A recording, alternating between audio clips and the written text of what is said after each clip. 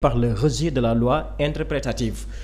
Il appartient désormais au président de la République et au premier ministre d'y procéder s'il le souhaite loolu moo nekk réaction ki nga xam nag moo di Juan Branco ginnaaw ba conseil bi joxe li nga xam ne nag moo di décision ci loi interprétative bi honorable député Amadou Ba dugaloon moom Juan Branco mi ngi nuy xamal ni li conseil bi génnee dafay yombal ki nga xam ne nag moo di les autorités du Sénégal ku ci mel ni le premier ministre wala le président Bassirou Diomaye Faye nu saisir li nga xam ne nag moo di la haute cour pénale international yóbbu fa ki nga xam nag moo di Macky Sall bu fekkee loolu bokk na ci seen i bëgg-bëgg alors mbir mi lan mooy doon taxawaayu lii di haute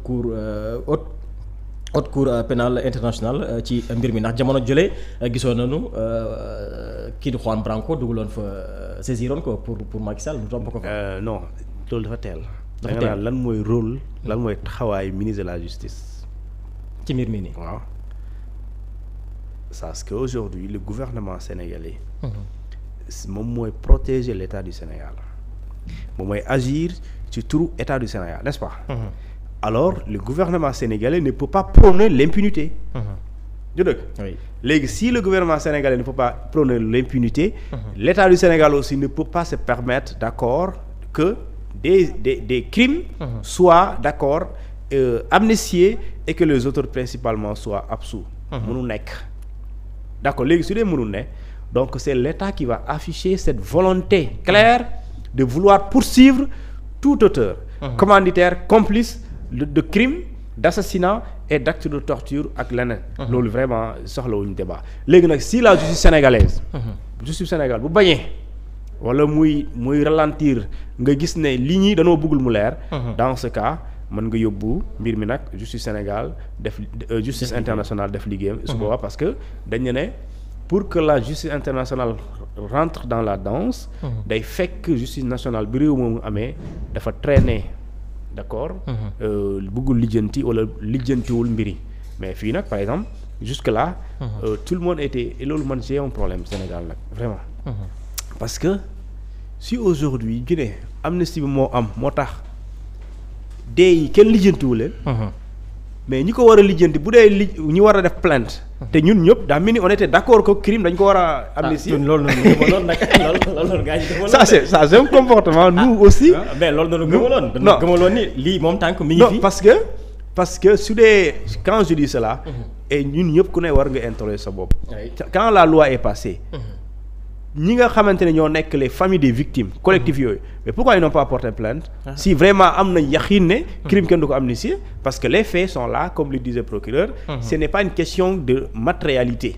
la matérialité mooy nit ñi dee nañ n'est-ce pas kon crime la te crime kenn mënu ko amnistier pourquoi on doit attendre que une loi soit interprétée pour poursuivre gars yi ñoo la gëmaloon loolu si la conseil bi nee na Amadou Ba soxlawuloon nga indi loi bi ñu interpréter ko pour ñu mën a topp ñi nga xamante ne mbirim crime la loolu lay tekk dama tous les restes maintenant ay littérature la pour justifier mbiri kon kay man li ma jaaxal pourquoi crier victoire donc victoire pour qui crier victoire di wax naan victoire pour qui parce que mais c'est ce qui croit que bon ñoom loi bi le conseil n'a pas dit tey crime ou délit kenn mënul topp ñeen kenn mënul dellu ginnaaw waxul loolu daf ne li xew diggante mars 2021 ba février 2024 lépp luy crime génnee leen ko ci parce que ñun suñu engagement en tant que Sénégal état bokk na ci lu muy bañ d'accord ñu amnistier wala ñu seetaan li mel ni crime di am ci réew booy pare ñu ciy sëgg maanaam amnistier ko bokk na lu ñuy tere donc maintenant fi ma la doon wax rek tous les peuples sénégalais en tout cas man gisuma ku indigné wu ci loolu quand la loi a été votée tout le monde était d'accord pour ni mais Macky Sall créé na impossibilité pour ñu topp nit yi et le collectif des victimes man chaque jour ma gisoon ko ñuy def ay conférence de presse di demander à l'état du Sénégal gouvernement bu bees bi da ngeen abroger la loi d'amnistie alors jamono jooju rek tout le monde était dans le sac et même Sonko aussi il disait que bu ma faloo dinañ abroger loi bi mais pourtant il y avait la possibilité de poursuivre ces gens-là yi nga xam ne ñoom ñoo nekk les auteurs bon peut-être que tout le monde a eu à un moment donné jaxasoo confus dans l'interprétation dans la compréhension je sais pas pourquoi de façon neex naa lijjanti maintenant mën nañ littérature mais en tout cas daal jafewul le conseil daal d'après ni ma gis conseil bi daal dafa couper la poire en deux c'est-à-dire daal kiiwul kenn daal. gouvernement bi daal. pour coow li jeex du askanu Sénégal gouvernement bi yaa ci des. yaa si des. gouvernement bu Sénégal moo des pour mbir mi leer. le haut conseil le conseil constitutionnel nee na lii di crime kenn mënu ko amnistier te avant mu koy wax ñu bëri xam nañ ko. xam na ko wax nañ ko fi. keneen wax ko fi. ñëpp xam nañ ko les conseils institution la. leeral na ne lii kenn mënu ko amnistier kon lan moo des. léegi volonté de politique du gouvernement pour ne pas dire de l'État pour ne pas dire le président de la République. ak ñu mu àndal et dans ce cas si le président donne instruction au ministre de la Justice. que les responsabilités soient situées.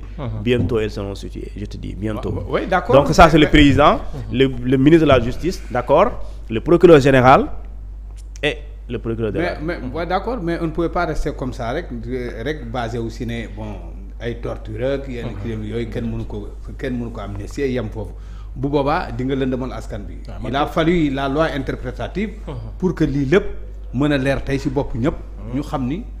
carrément que bon am na loo xamante ni kenn mënu ko amnistier par conséquent man daal de toute façon man je n'y vois aucun inconvénient d'après les familles des victimes daal mais oui si j'avais un conseil xam naa bëgguma jamono fay kenn les familles des victimes xam naa dinañ def conférence de presse suba wala ginnaaw suba wala fan yi balaa samedi suñ tasee ñoom nañu def seeni plainte ku ne ki deele nga porter plainte yaa ngi Ziguinchor demal nga porter plainte fële ci tribunal bu Ziguinchor yaa ngi Thiès demal ci parquet bu Thiès yaa ngi Dakar demal tribunal bu Dakar nga porter plainte c'est-à-dire léegi nag loolu anticipation la mais ce qui va se passer wala ce qui doit se passer façon parce que impératif la mënoo bëgg dégager l'impunité ba pare doo ko def donc le gouvernement du Sénégal sera obligé d'accord de travailler dans le sens ñu élucider dossier yi. moom la mooy doon taxawaayam ak le ministère public aussi. ci mbir mi léegi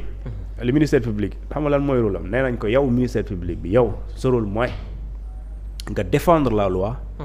d'accord mais défendre les victimes fexe ba loi bi ki nga xam ne dañoo jàpp dañ koo tooñ. wala nga am yaqin ne dañ koo tooñ nga fexe ba ñu rétablir ko préjudice boo mu subir muy moral psychologique ou financier nga fexe ba réparer ko. ñu ne ko donc quand on te donne un dossier wala une plainte tu es obligé nga xool nga joxe suite. su dee jàpp nga ne les faits sont graves et que war nañ leen topp nga poursuivre. mais fii c'est pas problème de matérialité parce que nee naa la. ay nit dee nañu kenn du ci weerante. ay nit dee nañ. donc l'aspect matériel est là est-ce que dee dañ koy bañ. l'aspect légal est là le meurtre est réprimé c'est un crime. donc li am mooy l'aspect légal est-ce que yoon prévoir na ku rey nit lañ lay daan. donc l'élément matériel est là mooy dee bi l'élément légal est là mooy yoon prévoir na ko. et l'élément léegi nag beneen élément bi moo des mooy l'élément intentionnel ou moral. est-ce que ñi rey am nañu yéene rey loolu la mais quand c'est meurtre yaa yéene. c'est légitime défense léegi nag foofu beneen débat la. léegi légitime défense quand tu dis légitime défense sans citer nit mooy yaa ngi def allusion aux agents. n'est-ce pas mais dara wóoruñu léegi nag puisque du ñu yoon léegi nag bu ñu tolloo foofu dinañ xam léegi parce que les agents. on parle de légitime défense si c'est un agent public.